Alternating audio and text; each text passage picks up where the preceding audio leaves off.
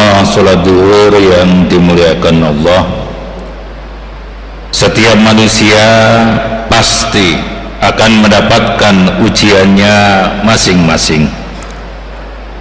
Ujian dan cobaan hidup dari Allah Subhanahu wa Ta'ala di dunia itu tidak hanya berupa musibah atau kesengsaraan, namun ada kalanya berupa kelapangan ataupun kenikmatan.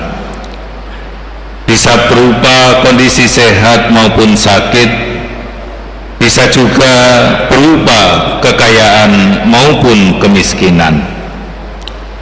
Nikmat dan musibah adalah sunnatullah. Terkadang Allah memberi nikmat di balik besarnya musibah, dan terkadang pula nikmat yang Allah berikan kepada seorang hamba akan segera disusul dengan musibah. Apa yang pada mulanya terasa pahit dan tidak enak bisa berbalik menjadi hikmah yang menyenangkan. Dan demikian pula sebaliknya, apa yang tadinya menyenangkan justru akan muncul darinya bahaya dan malapetaka. Cerita metafora berikut barangkali bisa kita jadikan sebagai pelajaran. Jamaah rahimakumullah, Al-Kisah ketika musim kemarau baru saja tiba, seekor burung pipit mulai merasakan tubuhnya kepanasan, lalu mengumpat pada lingkungan yang dituduhnya tidak bersahabat. Dia kemudian memutuskan untuk meninggalkan tempat yang sejak dulu menjadi habitatnya dan terbang jauh ke utara yang konon kabarnya udaranya selalu dingin dan sejuk. Benar, pelan-pelan dia merasakan kesejukan udara. Makin ke utara, makin sejuk. Dia semakin bersemangat memacu terbangnya lebih ke utara lagi. Terbawa oleh nafsu, dia tidak merasakan sayapnya yang mulai tertempel salju. Makin lama makin tebal dan akhirnya dia jatuh ke tanah karena tubuhnya terbungkus salju. Di tanah, salju yang menempel di sayapnya justru semakin tebal. Si burung pipit tidak mampu berbuat apa-apa dan menyangka bahwa riwayatnya akan segera berakhir.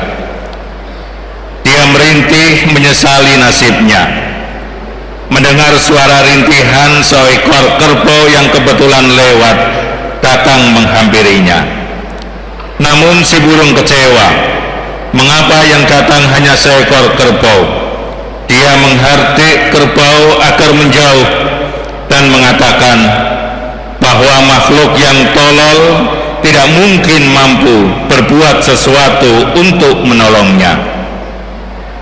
Si kerbau tidak banyak bicara. Dia hanya berdiri, kemudian kencing tepat di atas burung tersebut. Si burung pipit semakin marah dan memaki-maki si kerbau. Lagi-lagi kerbau tidak bicara. Dia maju satu langkah dan mengeluarkan kotoran ke atas tubuh burung. Seketika itu si burung tidak dapat bicara karena tertimbun kotoran kerbau. Si burung mengira bahwa dia akan segera mati karena tidak bisa bernafas. Namun perlahan-lahan dia merasakan kehangatan.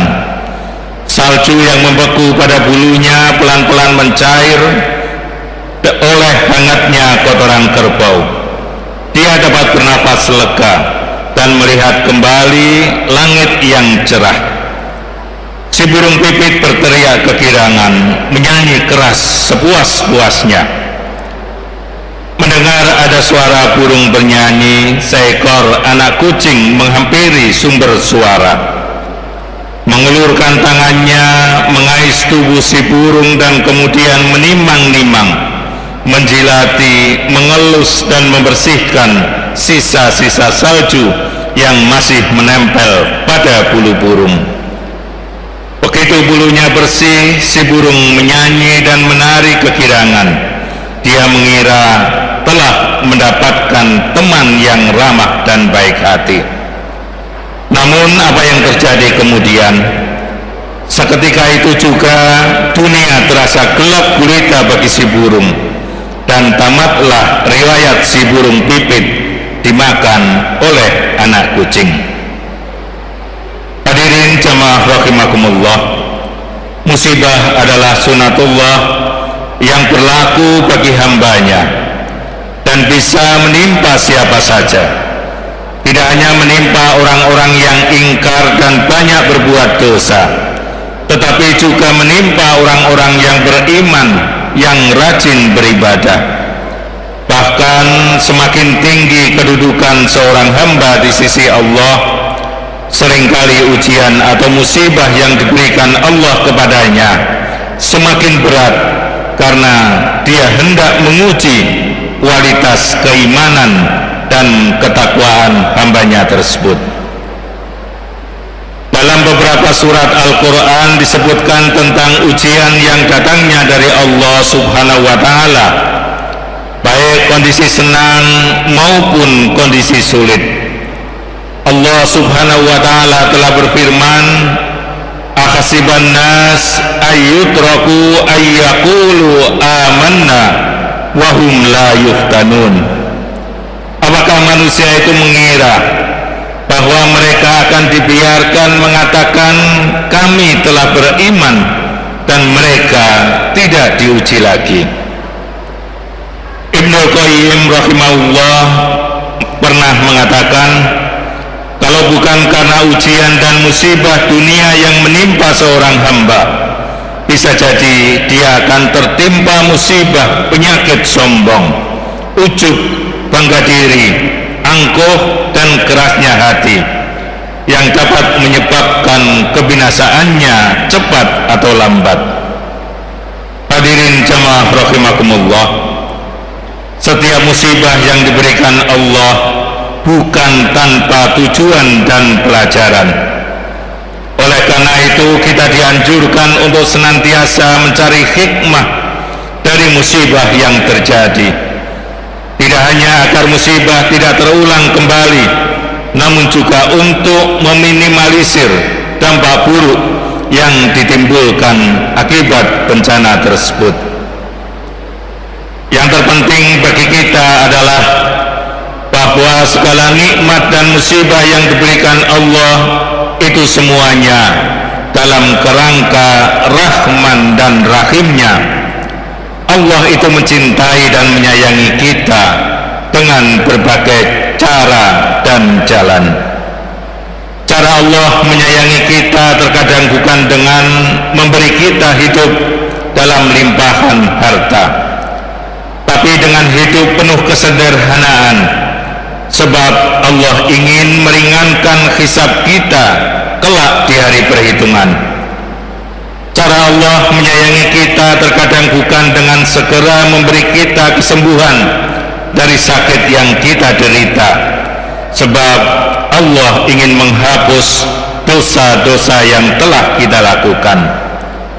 Cara Allah menyayangi kita terkadang dengan memberi kita berbagai musibah dan ujian, sebab Allah ingin meninggikan derajat kita di sini di dunia maupun kelak di surga.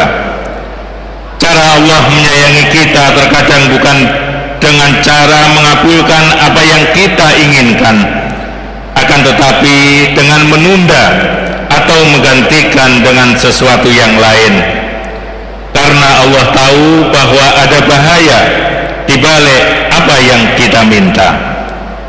Cara Allah menyayangi kita terkadang bukan dengan memberi kita kemudahan dan kesuksesan, tapi dengan memberi kita berbagai macam kesulitan, bahkan kadang kegagalan.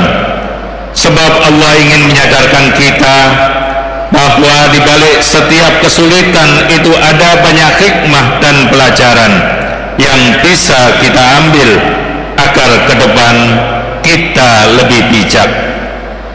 Cara Allah menyayangi kita terkadang bukan dengan meringankan masalah kita, akan akan tetapi dengan menguatkan jiwa kita, sehingga seberat apapun masalahnya kita akan tetap bertahan dan tidak pernah menyerah. Hadirin jemaah rahimakumullah, itulah sebagian dari cara Allah menyayangi kita.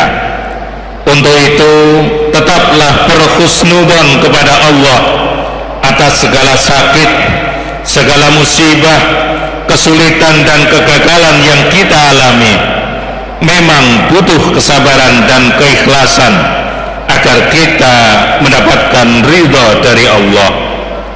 Allah Subhanahu wa taala telah berfirman, "Wa basyiris sabirin alladzina idza asabathum musibah qalu inna lillahi wa inna ilaihi raji'un." Dan berikanlah kabar gembira kepada orang-orang yang sabar, yaitu orang-orang yang apabila ditimpa musibah mereka mengucapkan inna lillahi wa inna ilaihi raji'un. Hadirin rahimakumullah, jika musibah membuat kita semakin dekat dengan Allah, maka hakikatnya itulah nikmat. Tetapi jika nikmat membuat kita semakin jauh dari Allah, maka sejatinya itulah musibah. Billahi taufiq wal hidayah. Wassalamualaikum warahmatullahi wabarakatuh.